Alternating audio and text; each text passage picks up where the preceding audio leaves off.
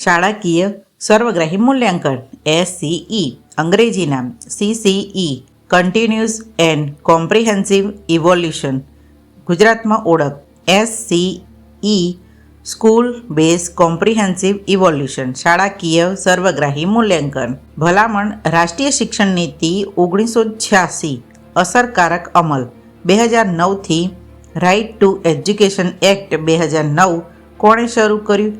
NCERT અને કેન્દ્ર સરકાર. ગુજરાતમાં શરૂઆત 2010 અને 11. માર્ગદર્શિકા GCERT, કુલ 1 સત્ર 100, વર્ષમાં 2 સત્ર 200 ગુણ. મૂલ્યાંકન પત્રકોના પ્રકાર. કુલ પત્રકો A, B, C, D, E, F. પત્રક A રચનાત્મક મૂલ્યાંકન, પત્રક B વ્યક્તિત્વ વિકાસ, પત્રક C પરિણામ પત્રક, ધોરણ 3 થી 8 માટે.